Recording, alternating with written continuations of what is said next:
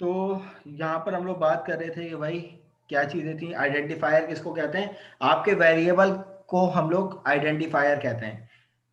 कि जैसे कि हमने यहाँ पर फोर्स का एक वेरिएबल लिया, ये आइडेंटिफायर है। डेटा टाइप के बाद आइडेंटिफायर आता है। किसी भी वेरिएबल को बनाने के लिए सबसे पहले उसकी डेटा टाइप डिफाइन करोगे, फिर आता है आइडेंटिफायर। सही है, जिसको हम लोग वेरिएबल कहते हैं।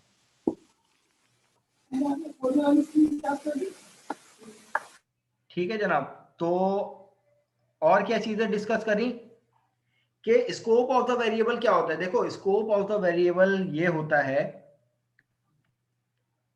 कि मैं इसको यहां से, इसी को मैं दोबारा से कॉपी कर लेता हूं यहाँ पर,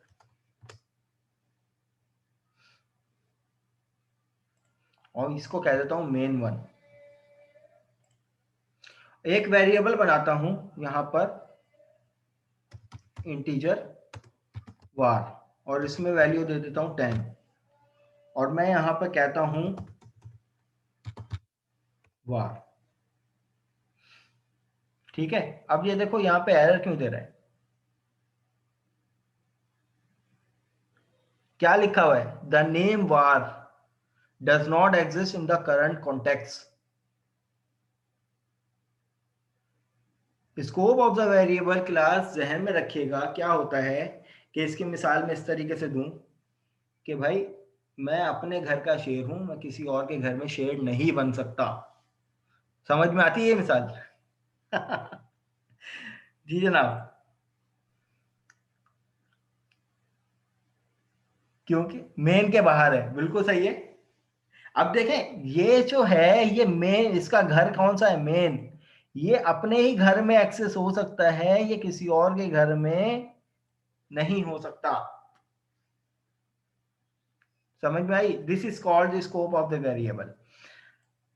दो टाइप के स्कोप होते हैं, एक होता है लोकल स्कोप और एक होता है global scope. Global, anywhere in the program can access. Global, global का मतलब होता है ग्लोबल वार्मिंग, दुनिया की गर्मी, दुनिया ओवरऑल। इसी तरीके से ग्लोबल का वर्ड उसको इसलिए देते हैं कि जो है ना वो कहीं भी एक्सेस हो सकता है। लेकिन लोकल, इसकी मिसाल भी मैं इस तरीके से दे देता हूं आपको कि भाई अगर फॉर एग्जांपल यहां पर भी इन्होंने स्कोप ऑफ द वेरिएबल की बात की है मैनुअल में। Variable scope, local scope is the scope until the closing braces indicate the end of। अब ये देखें, यहां पर हमने बात की ना, इसका स्कोप जब तक कि ये ब्रेसेस, यानी जब कर्ली ब्रेसेस यहां पर कंप्लीट नहीं होगा, इसका, ये तो ओपन ब्रेसेस है, इसका ब्रेस जब तक कि कंप्लीट नहीं होगा, एंड नहीं होगा, तब तक कि इसका स्कोप ये रहेगा। यहां पे ये बात की गई है। मैं इसकी मिसाल इस तरीके से देता हूं कि एक मैं लूप बनाता हूं। अभी इसका मतलब लूप समझना नहीं है, हरगिज नहीं है। मैं यहां पर एक वेरिएबल देता हूं integer i equal to 0, i is less than 10, i plus plus, और इसके अंदर मैं लिखता हूं कि console dot read line i। ठीक है, console dot write line i। लेकिन मैं देखें, हूं तो मैं मेन में हूं, क्या मैं मेन में, लेकिन अब इसी वेरिएबल को, आई के वेरिएबल को अगर मैं इसमें लिखूंगा तो आएगा या नहीं? आप लोग बताएंगे। सर आएगा। आएगा? यहां तो नहीं आ रहा। सर नहीं आएगा सर। क्यों? सर नहीं अब देखो, आएगा। अब समझने की कोशिश करो। अब इस टाइम ये जो वार का वेरिएबल है, अब मैं अगर यहां पर इसकी नेक्स्ट लाइन पे लिखता हूं कंसोल डॉट राइट लाइन, वार आ गया लेकिन आई नहीं आएगा। क्यों? क्योंकि वार इस टाइम जो है वो ग्लोबल वेरिएबल है, क्योंकि मेन का हिस्सा है, मेन के अंदर ही कहीं भी एक्सेस हो सकता है। लेकिन ये जो आई का वेरिएबल है ना, ये कहां बना है? वेरिएबल कैसे बनता है? डेटा टाइप और आई का वेरिएबल, ये कहां बना है? लूप की बॉडी के अंदर। ये लूप के अंदर कहीं भी एक्सेस है, लेकिन आउटसाइड द लूप ये एक्सेस नहीं। इसको कहते हैं लोकल और इसको कहेंगे ग्लोबल। इज इट क्लियर और नॉट? Yes sir, clear.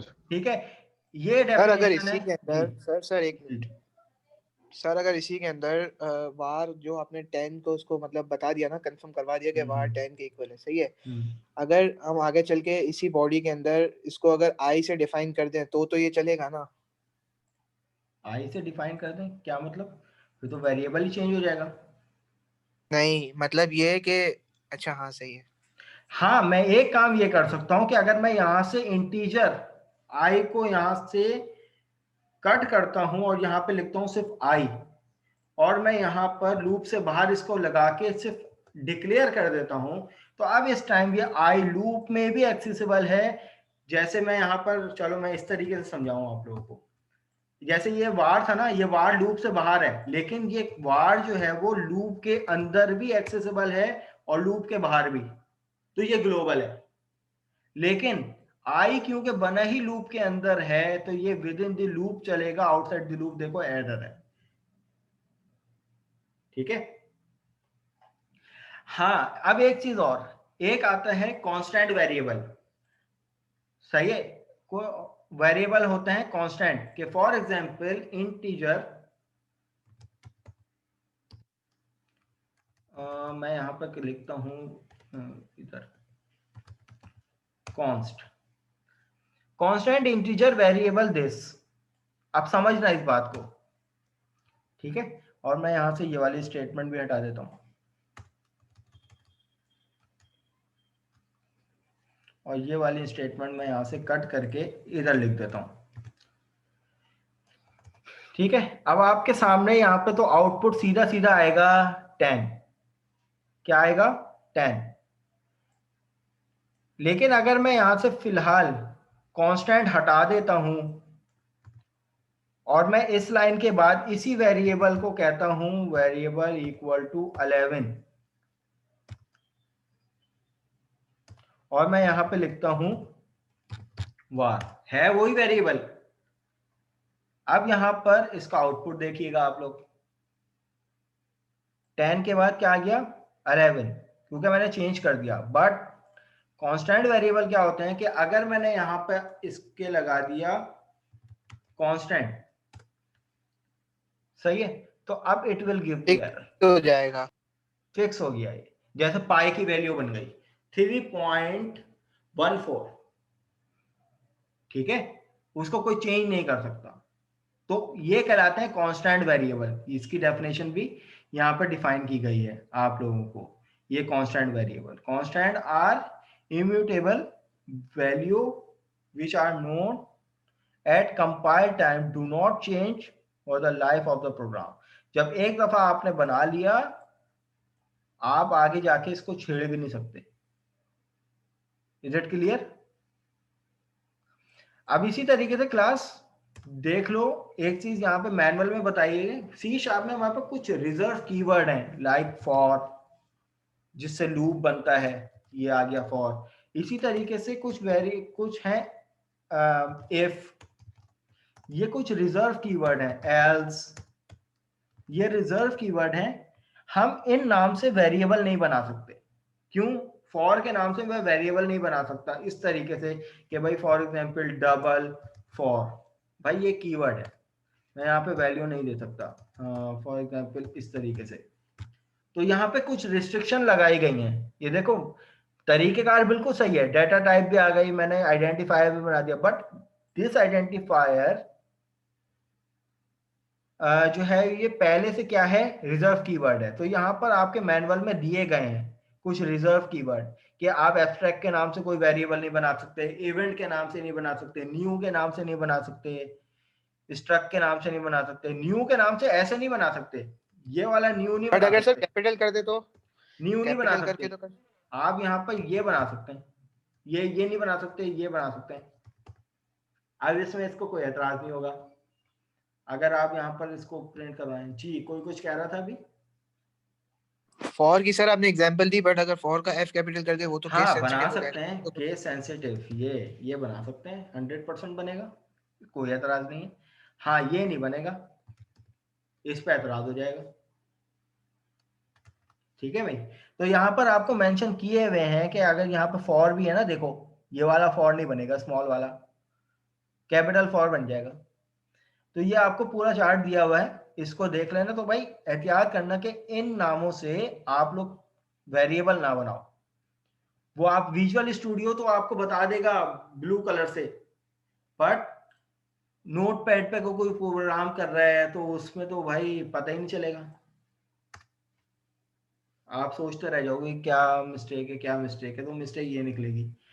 तो ये कांस्टेंट आपको बता दिए गए कांस्टेंट क्या होते हैं, ये पॉइंट्स हैं, इनको भी आप लोग पढ़ लेना। अब उसके बाद अगला कॉन्सेप्ट क्या आ जाता है, to take the user input, ये भी सबको आ गया। अभी हम लोगों ने फोर्स की एग्जाम्पल भी कर ली कि यूजर इनपुट किस तरीके से लेते हैं। अब आ गए आपकी एक्सरसाइज।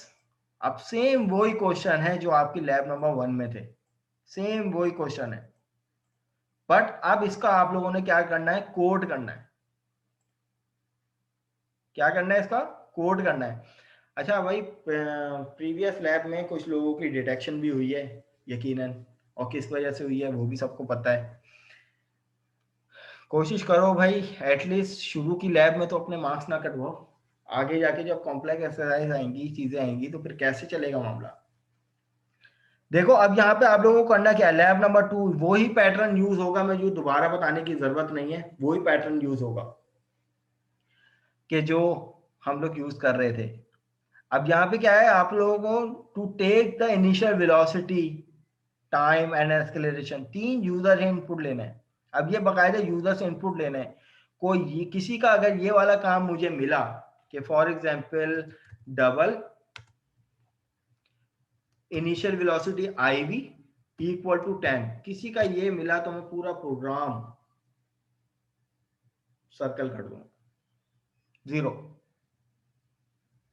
हार्ड कोडेड वैल्यू नहीं चाहिए, यूजर से इनपुट लेना है आप लोगों ने। मैं आपके पूरे लैब टास्क में देखूंगा ही यही चीज कि आप लोगों ने अगर यूजर से input console dot read line की स्टेटमेंट अगर मुझे नहीं दिखी इस तरीके से जैसे इन्होंने लिया हुआ है कि भाई पहले मैसेज प्रिंट करवाया, पहले आप लोगों ने बकायदा मैसेज प्रिंट करवाना है कि भाई आप पहली वैल्यू लेने जा रहे हो यूजर से इनपुट, तो कंसोल डॉट रीड लाइन में लिखोगे enter the value of velocity, फिर अगले उसमें आप लोग वेरिएबल बनाओगे वेलोसिटी का, इनिशियल वेलोसिटी का, उसमें इस तरीके से यूजर्स इनपुट लोगे। मैंने देखना ही यही चीज है। अगर ये चीज मुझे किसी की नहीं मिली तो स्ट्रेट फॉरवर्ड उसके 0 हो जाएंगे, प्रॉब्लम फिर आपको होगी, ठीक है, नुकसान फिर आपको होगा। तो फिर दोबारा फिर वो मुझसे आर्गुमेंट ना करे कि सर ऐसा हो गया वैसा हो गया, इसलिए पहले ही क्लियर कर देना आप लोगों को जरूरी है ताकि आप लोग मिस्टेक ना करो, पूरे पूरे नंबर उठाओ। इसी तरीके से जो दूसरा वेरिएबल है टाइम, टाइम के लिए अलग स्टेटमेंट, अलग ये वाली चीज, 3 स्टेटमेंट आ जाएंगी आपकी, टोटल 6 स्टेटमेंट हो जाएंगी। जी एग्जैक्टली जैसे मैंने फोर्स वाली एग्जांपल आप लोगों को करवाई वैसी ही, बस आप लोगों ने क्या करना है, इन फॉर्मूलाज को अब इनका कोड करना है लैब नंबर 2 में, और आउटपुट का स्क्रीनशॉट लगाना है। अब देखें इसका पैटर्न मैं बता दूं, अब इसको दोबारा से डिस्कस कर लें आप लोग। जैसे आप लोगों यहाँ पे लिखा हुआ है ना, ये एग्जाम्पल थी, ये जो कोड लिखा हुआ है ना, इस एग्जाम्पल की जगह आप लोगों ने कोड की हेडिंग डालनी है, और स्क्रीनशॉट सिर्फ इतनी स्क्रीन का लगाइएगा भाई। देखें अगर मैंने यहाँ पर for example console dot read line right line लिखा और मैंने यहाँ पर लिखा कि भाई ENTR इंटर द वैल्यू, और यहाँ पर, तो भाई इस पूरे का स्क्रीनशॉट मत ले लीजिएगा। आप लोगों ने क्या करना है, स्क्रीनशॉट लेना है यहां से वर्ड पे जाकर, मैं वर्ड पे जाकर, और उसको क्रॉप करके सिर्फ इतना लगाना है कि भाई मुझे विजिबल हो जाए, क्योंकि जब मैं चेक करके आपकी कॉपी एडिट कर रहा होता हूँ ना, तो जूम करता हूँ तो पिक्सल फट रहे होते हैं, तो वो चीज मेरे साथ ना हो, मैं देखूं तो मुझे नजर आ जाए। तो आप लोग क्या करोगे कि इस स्क्रीनशॉट को क्रॉप करके लगाओगे अपने पास वर्ड में। मैं करके दिखा देता हूं आपको, ये ओपन हो जाए। इस तरीके से ये स्क्रीनशॉट लिया आपने, यहाँ पे पेस्ट कर दिया। अब ये पूरा स्क्रीनशॉट इस टाइम मुझे कुछ नजर नहीं आ रहा, आप लोगों ने क्या करना है, इस पर डबल क्लिक करके सिर्फ इतना क्रॉप करना है आउटपुट को, यहां से उठाया यहां तक, और यहां से उठाया यहां तक, और इस आउटपुट को स्ट्रेच कर लिया। अब ये देखो, ये मुझे विजिबल है, अब ये मुझे विजिबल है।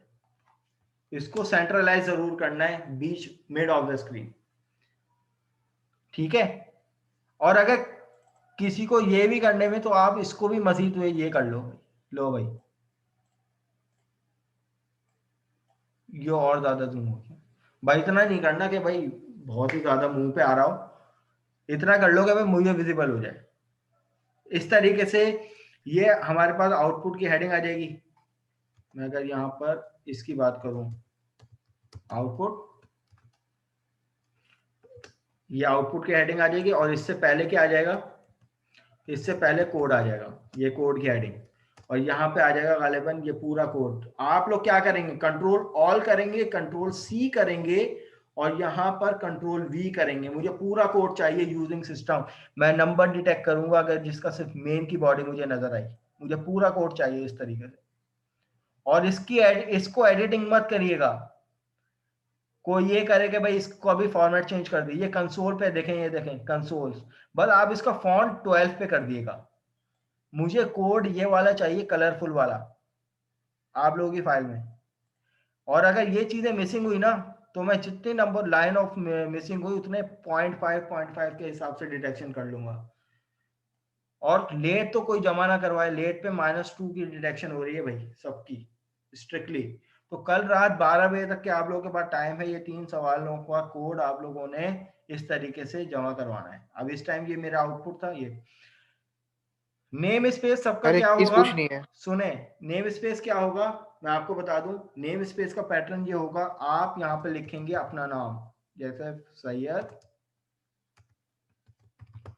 अफान अहमद अंडरस्कोर आपकी आईडी 64430, ये आईडी, और उसके बाद लैब नंबर 2 एक्सरसाइज। ये भाई आपका पैटर्न होगा नेम स्पेस का। मैं ये नेम स्पेस, अगर जिसका नाम चेंज हुआ मैं चीटिंग का केस बना दूंगा। ये मैं डरा नहीं रहा हूं, एक प्रॉपर पैटर्न बता रहा हूं, बस इसको आप फॉलो कर लें, हंसते खेलते मार्क्स ले लें। जी जनाब, कोई सवाल था? सर आपने मेरे जी जी, हेलो, अगर आप कुछ आपने बोल रहे जैसे हैं तो मुझे आपकी आवाज नहीं आ रही। जी आप बोलें।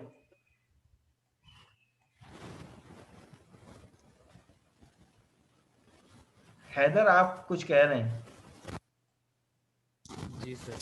जी सर मेरा ये सवाल है कि सर जब हम विजुअल स्टूडियो कोड पे इसको कोडिंग स्टार्ट करेंगे इसकी, तो सर ये इमिट एब्रिविएशन इसकी जो होती है, ये कि ये सारा कुछ जो आ जाता है ऑटोमेटिकली बिल्ट इन जो होता है, ये यूजिंग सिस्टम यूजिंग ये सारी चीज़ें, ये कैसे आएंगी सर?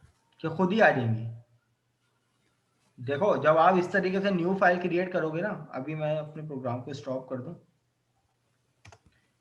अब मैं न्यू फाइल जब क्रिएट करता हूँ ना, मैं भाई दोबारा बता देता हूँ, ये देख लें आप लोग।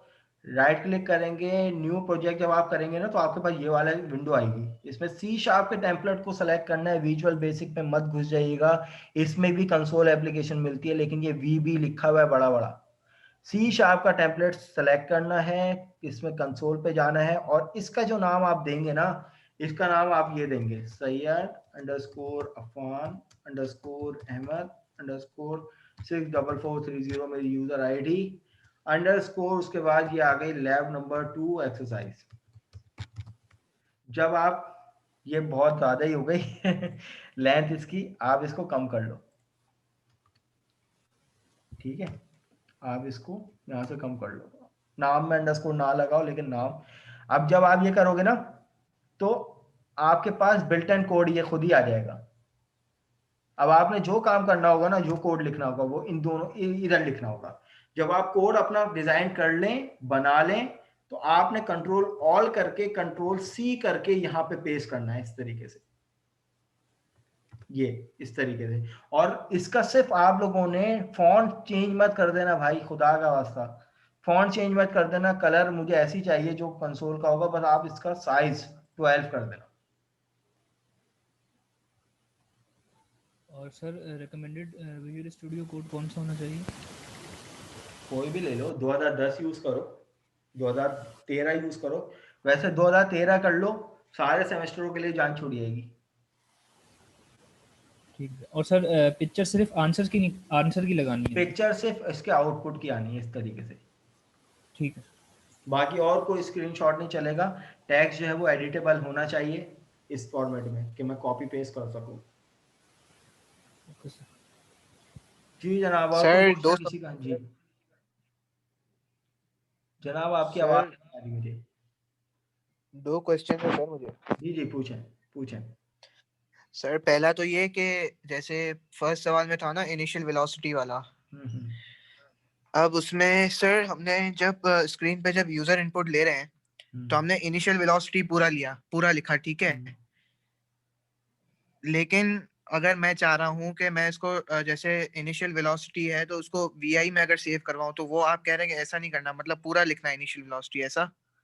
देखो, फोर्स का प्रोग्राम बनाया था ना मैंने अभी, अगर पूरा प्रोग्राम पहले भाई इस तरीके से मैं कर देता हूँ, enter the value of mass, उसके बाद आपने यहाँ पे लिखना है डबल मास इक्वल टू, यहाँ पे हमने लिख दिया डबल डॉट पार्ट्स, और ये आ गया कंसोल डॉट रीड लाइन। भाई आउटपुट मल्टीपल नहीं दे देना, ऐसा नहीं करना कि भाई पहले इसका आउटपुट फिर इसका आउटपुट, आउटपुट पूरे प्रोग्राम का एक साथ वैल्यू के साथ। मैं प्रोग्राम दोबारा बना देता हूँ भाई आप लोगों की आसानी के लिए, फोर्स का कोड दोबारा लिख देता हूँ। यहाँ पर मैं ये चीज देखूंगा, इसके लिए आपने एस्केलरेशन का ये यूजर से इनपुट लिया, इसी तरीके से इंटर द वैल्यू ऑफ एस्केलरेशन। और मैं भी यही कह रहा हूँ, जैसे आपने जी जी एक्सीलरेशन पूरा लिखा जी। बट डबल के बाद इसका शॉर्ट फॉर्म लिख दिया ना ACC, मैं हाँ भी यही कह रहा हाँ, हूँ वेरिएबल कि से मुझे कोई एतराज नहीं है भाई, मुझे इंस्ट्रक्शन से एतराज होगा। अगर ये वाली इंस्ट्रक्शन नहीं मिलेगी तो जाहिर सी बात है यूजर इनपुट का मकसद फौत हो जाएगा, फिर डिटेक्शन होगी। आप वेरिएबल को किसी भी मीनिंगफुल नेम से लिखो, स्मॉल में लिखो, कैपिटल में, शॉर्ट फॉर्म में लिखो, फुल फॉर्म में, इट्स अप टू यू, इससे मुझे कोई एतराज नहीं।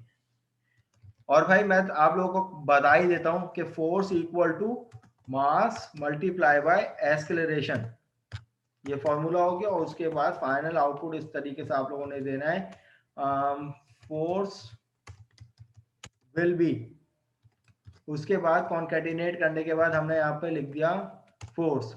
अब ये पूरा स्क्रीनशॉट इस पूरी इसका आपने कॉपी करना है, और उसके बाद इस कोड की हेडिंग के बाद आप लोगों ने लिख देना है।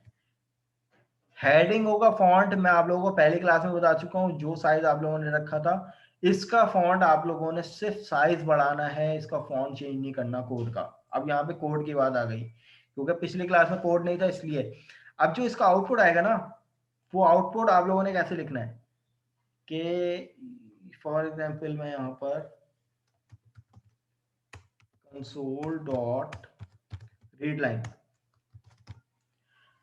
अब आउटपुट आपका ओवरऑल ये वाला आउटपुट आना चाहिए कि फॉर एग्जांपल मैंने मास की वैल्यू दी 10, मैंने एक्सेलरेशन की वैल्यू दी 12, तो फोर्स, अब आउटपुट इसका लेना है आप लोगों ने पूरे प्रोग्राम का, ठीक है। और यहाँ पर इसकी जगह चिपका देना है। अब आप लोग क्या करेंगे, इसको क्रॉप कर लेंगे। अब क्रॉप कैसे करेंगे भाई, इतना क्रॉप कर लें आप लोग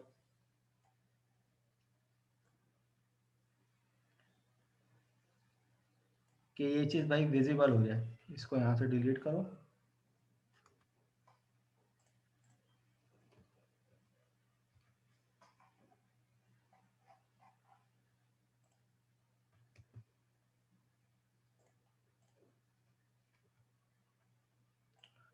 तो अब यहाँ पे इसको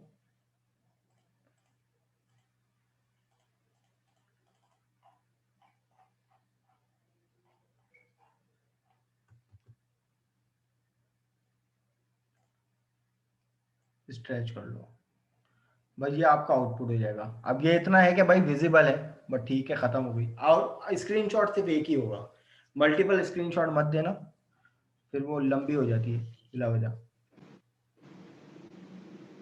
सर राइट लाइन करें या राइट लाइन, नहीं उसमें कोई कैद नहीं है, आपकी अपनी मर्जी है, राइट लाइन करें या राइट करें, इट्स अप टू यू, दोनों स्टेटमेंट आपको आती हैं, ठीक है जनाब। सर एक और सवाल है जी मेरा जी सर। पूछें। सवाल ये है सर, आपने कहा कि एडिटेबल टेक्स्ट होना चाहिए। अब लास्ट टाइम जो है हम लोगों को फॉर्मेटिंग का इशू आया था। अगर हम एडिटेबल टेक्स्ट रखते हैं तो फॉर्मेटिंग का इशू आता है, और अगर पीडीएफ बनाते हैं तो फिर आप एडिटेबल नहीं होता नहीं, टेक्स्ट। कि तो इसमें क्या एडिटेबल है? से मेरी मुराद ये होती है कि मैं उसको कॉपी पेस्ट कर सकूं, चेंज ना कर सकूं। आप पीडीएफ ही दो। अगर देखो उसमें इशू ये आए हैं कि भाई कुछ डायग्राम हो गई, आप लोगों ने यकीनन डिजाइन की होंगी 2015 के वर्जन पे। मेरे पास गरीब सा 2007 का वर्जन या 2010 का वर्जन है, या 2019 का वर्जन है उसके बाद वाला भी, तो फॉर्मेट डिस्टर्ब हो गया। तो मैंने उस लिए कहा था कि भाई आप पीडीएफ दे दें, पीडीएफ सबके लिए सेम होता है। तो जहां पे भी आपकी डायग्राम आ जाती हैं या कुछ ऐसा फॉर्मेट आ जाता है, आप अपने पास उसको वर्ड में रखें, मुझे पीडीएफ जमा करवा दें। ठीक है, तो पीडीएफ मेरे पास डिस्टर्ब नहीं होगी अगर आप पीडीएफ जमा करवाएंगे। वर्ड में फिर ये कैद हो जाती है कि भाई जो वर्जन पे आपने बनाया मेरे पास भी वही वर्जन होना चाहिए, ये चीज जरूरी तो नहीं है, तो फिर मसले आते हैं। तो मैंने डिटेक्शन इस बेस पे किसी की नहीं की थी, आप लोगों को मना कर दिया था। हाँ, मिस्टेक वगैरह हुई है तो उस पर डिटेक्शन हुई है। आप लोग पीडीएफ जमा करवा दें मुझे, बस फॉर्मेटिंग का ख्याल रखिएगा, पैटर्न फाइल का वही होना चाहिए जो बताया गया है। जी और कोई सवाल? सर वैल्यूज कोई सी भी रख सकते हैं? वैल्यू आपकी मर्जी, कोई भी रखें, एक्स वाई जेड कुछ भी। सर ये फ्लोट विजुअल स्टूडियो रखें, डबल रखें, जो भी डाटा टाइप यूज करें, मुझे उससे कोई गर्ज नहीं है। बस कैलकुलेशन सही होनी चाहिए और जो है ना पैटर्न सही होना चाहिए। जी जनाब। सर ये विजुअल स्टूडियो 2019 का एक बिल्कुल ही एक अलग यूआई है। यूआई तो डिफरेंट होगा यकीनन। जी, प्रॉब्लम हो रही है तो पहले आप कम वर्जन पे अपना हाथ साफ करें, देन उसके बाद फिर। ओके ओके ठीक है क्लास, फिर हम अपनी मीटिंग को जो है ना एंड करते हैं। अच्छा जी, तीनों सवाल करने ये वाले हैं आप लोगों को। इन केस किसी लैब में अगर मुझे सवाल चेंज करने पड़े तो वो पहले मैं आपको अपडेट करूंगा, और इस तरीके से जैसे गूगल क्लासरूम पे आप लोगों को अगर हम लोग चलते हैं क्लासरूम की जानिब, तो फॉर एग्जांपल आप लोगों की ये क्लासरूम है कौन सी, पीएफ ट्यूसडे वाली। तो जो भी क्लास वर्क होगा ना, फॉर एग्जांपल लैब नंबर 1 था, अगर मुझे इसमें टास्क चेंज करने होते तो ये डिस्क्रिप्शन में क्वेश्चन वाइज आप लोगों को लिख के देता कि क्वेश्चन नंबर 1 ये है, क्वेश्चन नंबर 2 ये है। ठीक है, अगर किसी लैब के अगर मुझे मैनुअल के सवाल कैंसिल करके दूसरे रखने पड़े तो आपको गूगल क्लासरूम पे और एलएमएस पे जो भी पोर्टल बना हुआ होगा उसके डिस्क्रिप्शन में सब सवाल मौजूद होंगे। तो आप लोगों ने एक्सरसाइज के पोर्टल में जाकर आप लोगों ने वहां पे चेक कर लेना है, व्यू असेसमेंट में जाकर अगर इंस्ट्रक्शन है तो इंस्ट्रक्शन में आपको सवाल मौजूद होंगे इस तरीके से, question number 1, question number 2, question number so and so fourth. मेरे पास जो है वो वर्जन 2013 है। सर आप अपने वाले का लिंक शेयर कर दें। लिंक अभी मैं शेयर कर देता हूँ, आप लोग सिंपल लिखो गूगल पे जाकर visual studio 2013 ultimate free download, और ये वाला विजुअल स्टूडियो की ऑफिशियल वेबसाइट पे चले जाओ।